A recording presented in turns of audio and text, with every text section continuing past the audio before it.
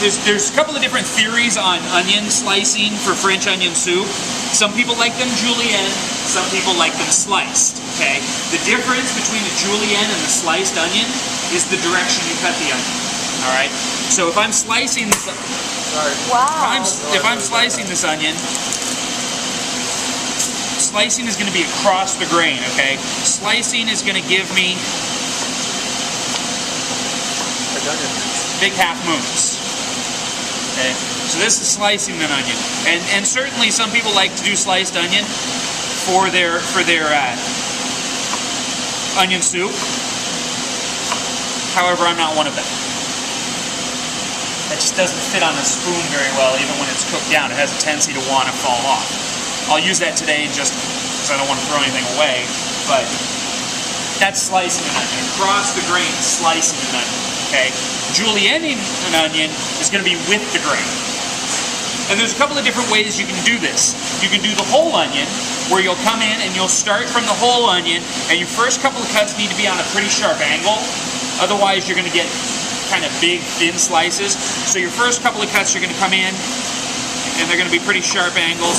And then as you get higher up, you're going to cut straighter and straighter until you're straight up and down. Okay. I got enough corn on there.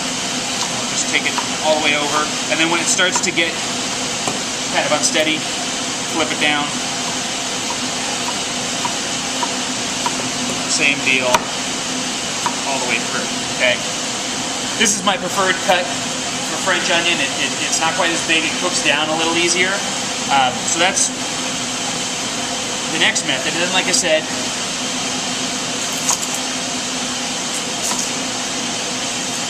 there's also going to be another way to do this one that will give you even more precise results every time. For this one, we're going to take our onion in a quarter, cut a little bit off the bottom, okay? And then you can just come in, just straight down. Get that. It gives a little bit smaller piece, but it's a little easier to do. Gives a nice cut as well. Okay, but we're looking for julienne onions today in this bit if you want. You can dice up or just. Okay. So everybody, you understand the difference between julienne and slicing? Good. So I would like everyone to julienne one onion for me. Okay, we need to get at least 5 pounds. That should. Starting with the butter. And the one difference I'm going to do that's a little bit is as I put my onions in, I'm going to put just a little bit of salt and layer it up in there. The salt on the onions, it's going to challenge the cell walls. It starts to break them down quicker.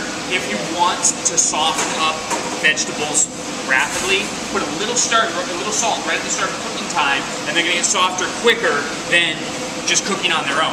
Basically, heat and agitation will break up cell walls, and so will certain chemicals like salt, acids that start to cook it as well. Okay. And then this is going to be a low and slow process. I want lots of color. I don't want any burning. I don't want to rush it. Okay. So once I get those in there and get it going, salt, everything loaded up, it's going to get stirred occasionally, but not very much. I'm just going to let it melt down. Okay. I just have butter at the moment. Now, normally also for the recipe in the book, but I couldn't find any, I love thyme, like fresh thyme in this recipe, but apparently we don't have any fresh thyme at the moment, so sadly no fresh thyme for you. Also some variations, yes? Would that be like with your sachet?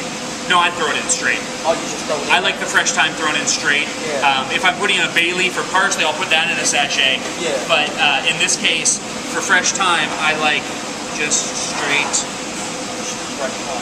fresh thyme. I like what it does. You get the little strings. It cooks down enough that you can eat it. You get little bits of it throughout the sauce.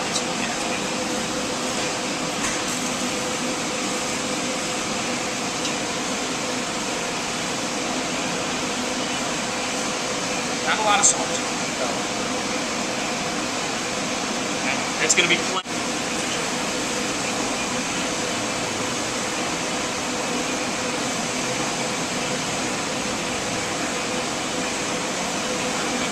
About